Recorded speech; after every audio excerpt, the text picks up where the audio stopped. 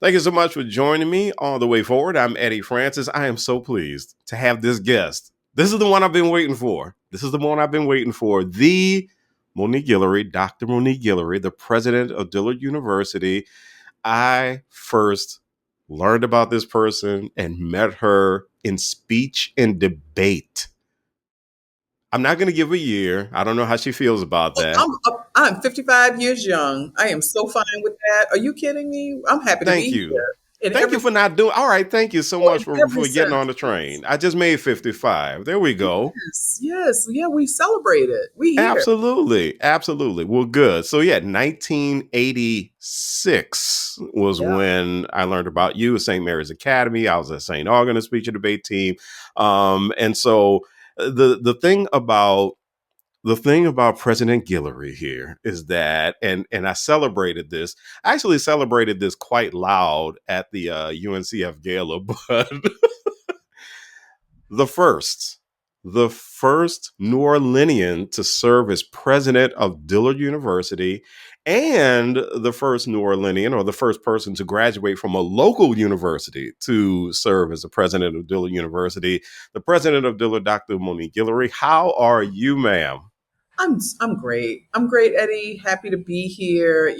Just thankful for the opportunity to serve. Yeah, yeah. So I really love to do this series so that people can have an understanding of how important our colleges and universities are to the fabric of Southeast Louisiana, especially since we have so many of them. And so when it comes to Dillard, how would you describe Dillard's impact on Southeast Louisiana? Well, I think Dillard, as the oldest HBCU in the state, has had a tremendous impact on Southeast Louisiana, and I would say on the whole region and the nation, right? I mean, one of the most astounding things that has really impressed me as I've been the president now for about a year, actually almost to the day that I started as acting president and then interim and then fully appointed, has been the caliber of our alumni and meeting alumni in California and Washington D.C. and Atlanta. This year, I'll probably be going to Houston and Chicago and just visiting all the different alumni chapters. And again, 155 years is a hefty legacy. And so I just met Stella Robinson, who I think is one of our oldest alumna at 104 years old. And 104, okay, brilliant, beautiful, bright eyed. She was just lovely, and was so happy to have had the opportunity to actually meet her and talk to her about her years on the yard and whatnot. But just the sheer contribution of all of our alumni over this time period is really impressive and important. And we want to make sure that Dillard continues to make that contribution. It's been a difficult time for higher education just generally. I mean, I think Dillard has had its challenges since Katrina. I mean, even over the past 20 years. And then we had the pandemic. And one of the things that I'm realizing, even as I talk to other presidents, is we really underestimated what it was going to take back to come, what it was going to actually take to come back from the pandemic. And we can talk a little bit more about that. But, just Dillard representing a really kind of comprehensive, holistic liberal arts education, that liberal arts foundation that is so crucial to so many different career trajectories and majors. And I think Dillard does that, in an exceptional way. I want to actually piggyback, well, not piggyback, but I wanted to kind of continue this thought that you started about the strength of Dillard as a liberal arts institution.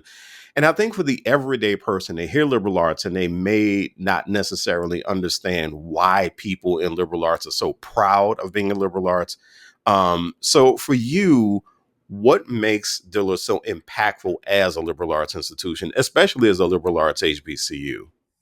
Yeah, I mean, well, the liberal arts has taken a hard hit in recent years, right? Because there's been a big, different trajectories of momentum moving one into like workforce, right?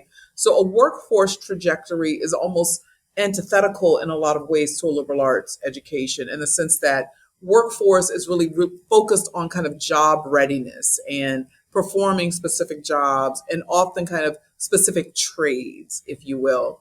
And, we can talk a little bit more broadly about what workforce readiness is. And it doesn't have to be antithetical to a liberal arts education, because I think that a liberal arts education is workforce readiness, right?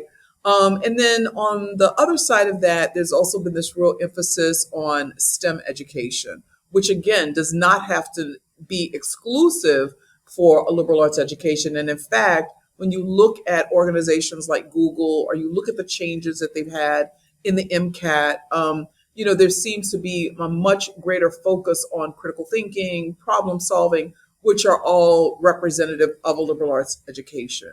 And, when we talk about liberal arts, it's unfortunate that liberal has gotten, again, this bad rap of, liberal in a political sense, but liberal being more in a broadly defined sense of a strong and kind of comprehensive foundation that draws from a robust general education curriculum where students experience a multitude of disciplines and draw from those disciplines to kind of start formulating, understanding what their interests are and what their purpose might be and what areas are intriguing to them. And I am really proud of that. In fact, I kind of had this, unofficial tagline of being unapologetically liberal arts, because I've seen a lot of schools kind of capitulate to the pressure of, okay, well, what are y'all doing in workforce? Or, well, we need to focus more on STEM. No, well, we can still do STEM, but that doesn't mean we abandon our liberal arts foundation. Yeah, yeah, and I mean, and there's the story about Apple, about how Apple had the technology, they had all the good stuff, but the product didn't look all that great, and so they had someone who was a designer take a look at it, someone who had nothing to do with technology, and all of a sudden you got the beautiful iPhone, and that's what really sold it. It was the look of it that did it.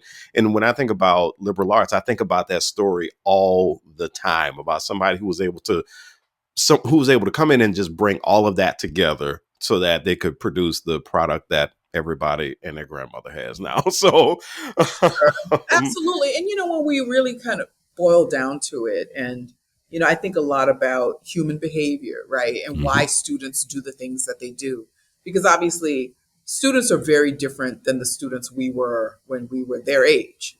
And I recognize that. I lean into it, I embrace it, and I accept and celebrate the differences. But there is such a wider chasm of difference between our generation and younger generations than what existed like between us and like Mr. Augustine at St. Aug, who, when you think about who Mr. Augustine was, at St. Aug, and this kind of like classic, Mhm. classic, studious scholar, gentleman, like social media was nowhere, anywhere around that time for us. But the future belongs to the students. The Mhm. future doesn't belong to us. And so I do think about this a lot. Everybody makes choices based on how they feel, Mhm. and even more so now than before. Like before, we had kind of the parameters of the church and kind of social values and norms that we all tried to fit into. We wanted, there were expectations people put on us, and we tried to live up to those expectations. All that's out the window. It is such a kind of individualistic society now. And educating young people within those parameters is a unique set of challenges. So when people think of Dillard, and I have to scale back my marketing and communications knowledge, my Well, and intimate your knowledge of the familiarity with Dillard university. too, right? But when people think of Dillard, a lot of times people do think of the nursing program, and that is one of the ironies to me, that it is a strong liberal arts institution, but people tend to think a lot about nursing. But when you take a look at Dillard, what else do you want people to think about when they think about the academic programs, or maybe even just the experience of Dillard?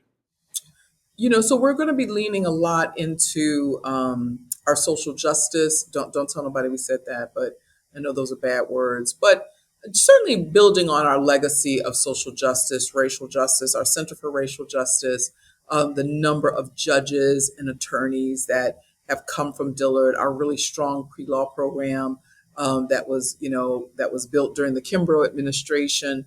And again, all of this is kind of the emergence of that liberal arts foundation. We're also going to be leaning a lot into the performing arts, the strength of the choir and the leadership of Davenport, as Carver Davenport, and, his leadership over the choir for now, I think, almost 50 years. And so we're going to really be building that. Contrary to the times where we're talking so much about technology and AI and whatnot, I want people to think about Dillard and the real human contribution that gets made and gets codified and encouraged through our students, and through their gifts and talents, which we hope to help them better understand and leverage during their time here. We're really going to be leading into things like the humanities, our theater program, which is one of the oldest theater programs at an HBCU. I mean, they do amazing work. And I think with everything that's happening politically and socially in the world, people are going to gravitate to an authentic place like New Orleans. New Orleans is still, I mean, I went to DC recently, and you see the difference in DC, given everything that's happening with the federal government. There's a very different kind of climate and feeling about DC than you would have experienced 5 years ago, let's say, But you come to New Orleans, and I think I'm really grateful. Like, it's Essence Weekend, and people are going to see the New Orleans they came for. And I think that that's such a tribute and a testament of our resilience as a city and as an institution, one of the oldest institutions in New Orleans. I want Dillard to be a place where that very unique, iconoclastic culture and space of New Orleans gets celebrated and sustained. You're listening to The Way Forward. I'm Eddie Francis, and we're speaking to Dr. Monique Guillory. She's the president of Dillard University, and this is part of the Advancing Southeast Louisiana series. And, I've been asking presidents on this segment, I have been asking them about the impact of their alumni. And so Dillard, when I got there and I started learning about the alumni, I remember thinking to myself, wait a minute, I didn't realize this person was a Dillard alum. I didn't realize that person was a Dillard alum. And I'm looking at this list of heavy hitters. And so when you think about Dillard's alumni, what do you think about as far as the impact that they deliver to communities? Absolutely. I mean, you're right. I can't go anywhere in the country, and people don't tell me, oh, Carol Mosley Braun was just on campus last night.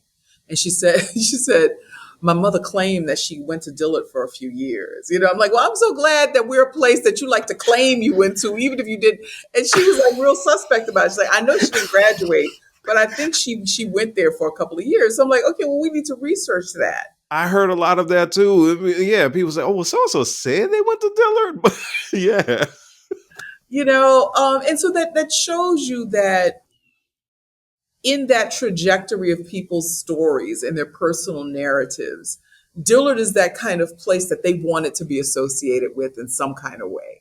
And the ones who were fortunate enough to actually have been enrolled here and attended here and walked across the Oaks, I mean, that has been such a kind of formative experience for their lives. And I'm so grateful that they credit Dillard for the contributions that they have been able to make. Just going out to California, visiting Dr. Robinson, a lot of the alumni out there. In California, it's almost like a different planet next to New Orleans. You know what I mean? It's such a different kind of place. But still to find this enclave of, Black middle class, upper middle class folks who talk about their origin stories at Dillard, and then went off to be doctors and educators and, tech people and, all of the vast careers that our alumni occupy. And I just want to make sure that through my administration, I continue that legacy, but in such a way that is relevant for these times, because it won't necessarily look the same way that it looked back in the 60s, 70s, 80s. It's going to look a lot different, but it still needs to have kind of that characteristic Dillard liberal arts foundation to it. So with that being said, I've got to ask. I've got to ask a Monique Guillory question here, and that is, how does it feel to be president of a university where you went to high school right down the street? You grew up around the place. How does it feel for you to be president of Dillard? It feels like a tremendous blessing, a Yeah. really, just a shower of grace upon me. It is unusual. It is really unusual for a university president to come from the community where the university is located. And I've really kind of poured over that. I've thought about, why is that the case?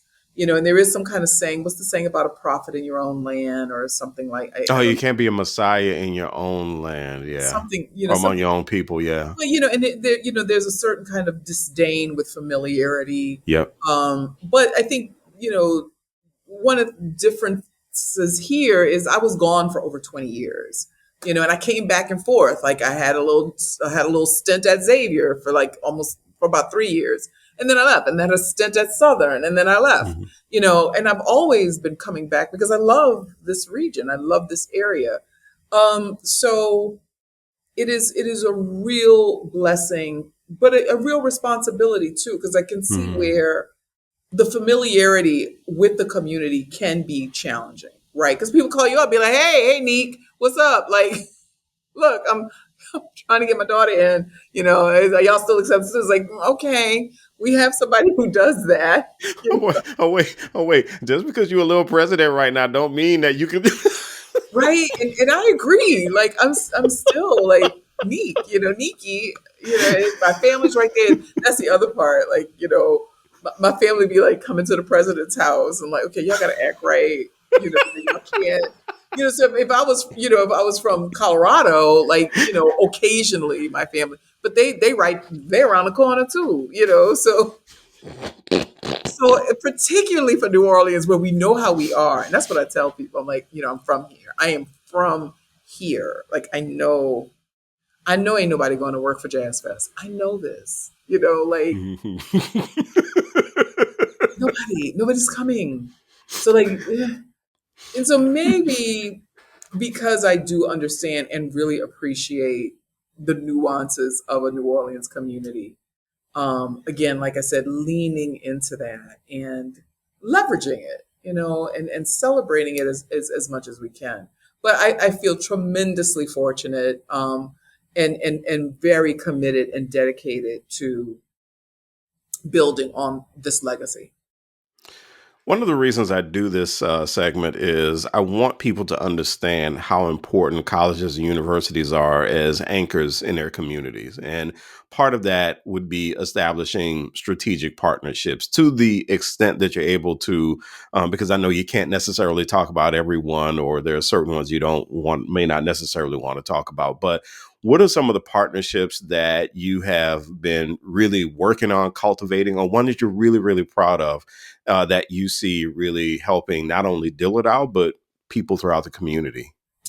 Well, we've been building a partnership, let's say, with Baldwin and Company Books, Oh, DJ wow. Johnson, and he's just been such a kind of catalyst and lightning rod in this like intellectual kind of grassroots community space, and have been really impressed and proud of what he's been able to do and build. And so Carol Mosley Braun was here last night through Baldwin and Company, and we have a few things up our sleeves with things we want to do with this partnership.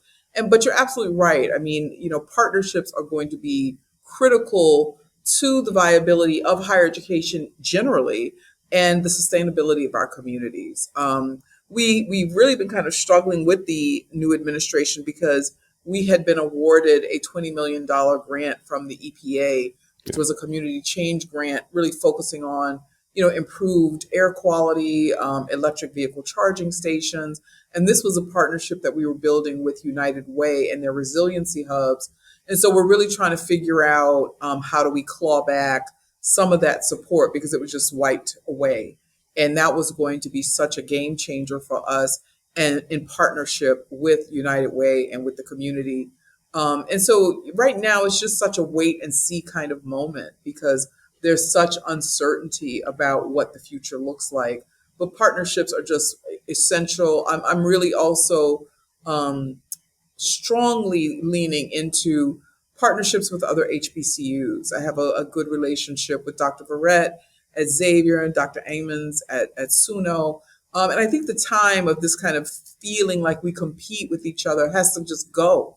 And we share the road, and we're all different institutions. The world needs us. I mean, and there's an argument to be made that there are too many universities, colleges and universities in Louisiana. And that might be the case. And we all know the history of why that is the case.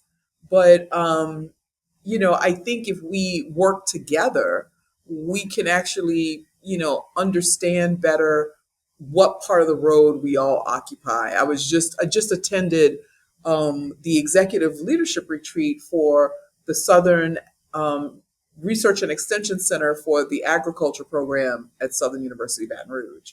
I've been really interested in land grant institutions. I used to work at Southern University. I worked for the system and am very interested in food security. I live on Dillard's campus now, and I'm one of the first people who can tell you that Gentilly is a food insecure community. We have one little tiny neighborhood grocery store, Conseco's, that, opened up, I guess, on Franklin Avenue. But I do think a lot about our aging neighbors in Gentilly who may not have transportation and can't drive to the Whole Foods on Broad or get to the Rouses, out by the lakefront and whatnot. And one of my dreams is to open a farmer's market, a weekend farmer's market on Dillard's campus. Because a lot of our neighbors could easily either bike here or walk here and have access to healthy, fresh produce. And so I'm talking to the folks at the Ag Center at Southern about a partnership and how we get into that space with them. Oh, bravo to that. It's interesting. This notion of there being too many colleges and universities actually came up in my conversation with Dr. Tinney, the Chancellor of Nunez. And so that was one of the things that we kind of noodled on for a quick second. And, I've heard that argument. And I've heard some of the rationale being, well, we have too many because there aren't enough kids in the state to go to all the colleges and universities. And the person who I had this discussion with, I said, well, there are 49 other states, right? And a whole bunch of other countries in the world. So we could bring them to Louisiana. That's not a bad idea. Yeah, and it usually doesn't take a whole lot of arm twisting to get people to come to New Orleans. So. It doesn't. Not at all. So fun question here. So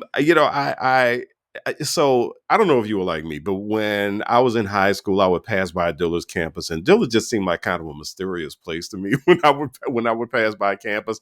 And then when I got there and worked there, I started thinking, y'all have some really cool traditions here.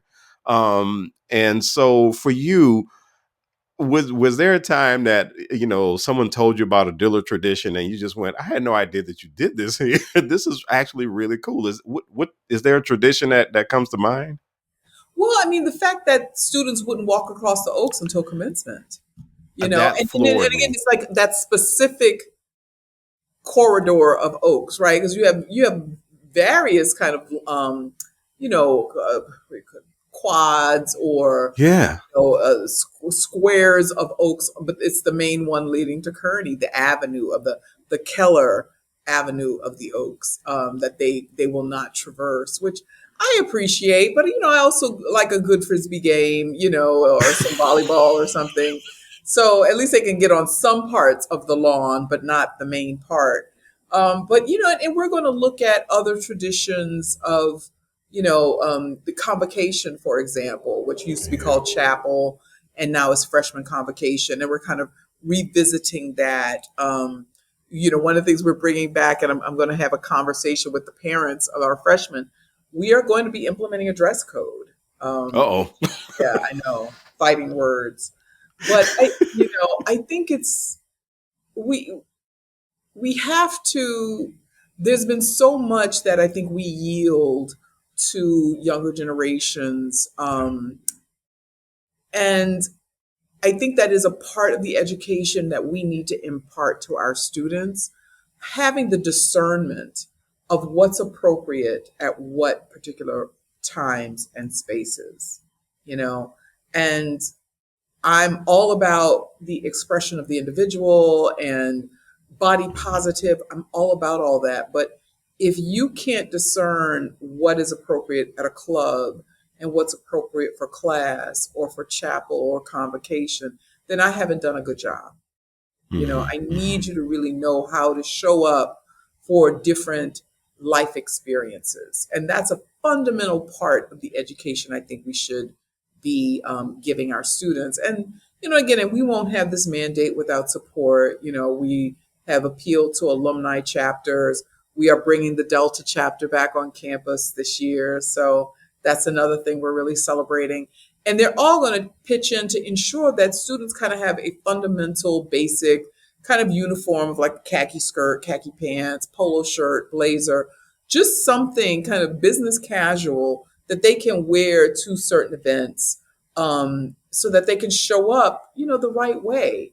And not have it be a question of, well, I can't afford that or don't have that in my wardrobe. These should just be some fundamental pieces that you, as a college student, attending, yes, a faith-based institution that is affiliated with the Methodist Church, should have in your repertoire to be able to pull out and put on to represent. And helping students understand you think differently about yourself depending upon the clothes you have on, you know. Hmm. And if we all show up kind of in the same clothes, it is a demonstration of unity, of kind of our symbolic commitment to our common mission, so getting students to practice this, and when I socialized this at our board meeting back in May, I talked to the trustees and like, okay, well, how are the students going to feel about this? I'm like, well, we'll see. And they had lunch with some students that afternoon. And so they talked to the students about it. And the students that they talked to, they were so revealing. They were like, yeah, we could probably, be reined in a little bit, but nobody ever stops us. Nobody tells us. I was going to say something about that because that is the most fascinating thing. I actually look at my own son who's 21. He loves suits. He loves suits. He loves to dress up. And there are a lot of students who is always interesting. You will always hear the naysayers who, their voices get amplified. But the students who say, I don't mind, doesn't bother me, is clothes. I'll just change them when I'm back in my dorm. There's some students who they honestly are a little bit more accepting of things like dress codes, and I think people may realize, and it's not the biggest problem in the world. Well, and I think the needles probably moved a bit on it anyway. I mean, I think if you had Yeah. tried to do this 4 years ago or pre-pandemic, you might have gotten a lot of pushback. And then during the pandemic, everything was just kind of haywire. And then we came back from the pandemic and just thought we had bigger problems to think about than what people were wearing.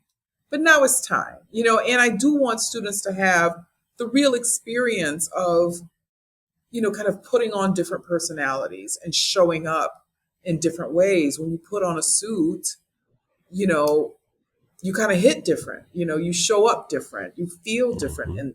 in your body, and so they need to understand like nonverbal cues and what you show up in, how you sit, how you conduct and carry yourself is all messaging a certain way, whether you know it or not. Yeah, yeah. So, final question. There's a robust community that surrounds the campus itself. And so for going forward for Dillard and for the community that surrounds Dillard, and of course throughout the greater New Orleans area, how can people get more involved and more engaged with Dillard as far as programs or any kind of outreach programs, or if people just wanted to visit the university, how can people get more engaged and involved? We want to get more consistent and engaged ourselves. My predecessor, Dr. Ford, had kind of started using this term, a communiversity, which Dillard always really has been. I mean, Dillard has just so many people, again, like, oh, I used to go to plays at Cook, or, I learned to swim in the pool. And so we really have been this very kind of community, externally focused space that wasn't just about educating our enrolled students, and we still want to be that space, even that vision of having a farmer's market on campus. That is a part of that outreach. And then also through our partners. I mean, through Baldwin, a number of their events are held in partnership with us. So they, that kind of way, looking at what our partners are doing and how that brings people to campus. And, I just want to start doing more things that will pull people into the campus. Like I was talking about my investiture that is going to be around Halloween. And a part of that is going to be like a little mini jazz fest on the yard. So, again, bringing people from the community onto campus, which is such a beautiful and blessed space, and sharing that with our community, so that they understand. I want Dillard to be very instrumental to the economic revitalization of Gentilly, because we remember when Gentilly was this really kind of thriving, busy, commercial area, Peaches record store right up the street, right? Like, Peaches was so important. It And, was. Mackenzie's, which just now sells fried chicken and doesn't sell cakes. But what does it look like to reimagine that whole little retail space right at the corner of Gentilly Boulevard and Elysian Fields, which was such a kind of economic anchor for this community. And it's still such a beautiful neighborhood. I mean, Yeah. I'm so grateful again that just driving around Gentilly, it still is architecturally just stunning. When we're so accustomed now to all of these little suburbs popping up where all the houses look the same, and the Gentilly Ridge, which is some of the highest ground in the city, it still has that rich architectural diversity that is very representative of residential New Orleans, which we know is very different than what you're going to experience down the road, in Marigny or the French Quarter. So I always plug that, that if you really want to experience New Orleans, you come to a community like Gentilly, where somebody can bring you in their house and give you some gumbo. And it's going to be better than anything you can get in the French Quarter. No question about it. I used to low key invite my friends to come to the city when I was going to a wedding. Because I'm like, you have to experience a New Orleans wedding reception or baby shower. That will be some of the best food that you're not going to get at a restaurant, and now restaurants kind of serve like deviled eggs and just the little stuff that you could get you remember, like, you could Yeah. stuff at receptions, It's like, you want me to pay what for what? right, for a deviled egg. Wait, what? Seriously, when friends would talk, like, oh wait, so and so getting married, you could be my plus one, come down then, and it will Yeah. be the best time. It will be, and that is where our real culture kind of lives and thrives, right? And the family moments, people coming together for weddings, baby showers, that kind of thing. And you can't buy that food, you know. You can't go to a restaurant and get that. Dr. Monique Guillory, the president of Dillard University, thank you so much for joining me on the way forward. Thank you, Eddie. This was so much fun. It's so odd to hear your voice, which is Eddie Francis's voice, calling me President Guillory. It's the craziest thing. But Yeah, thank well, you for having me. I know. I didn't want to do the St. Aug St. Mary's thing.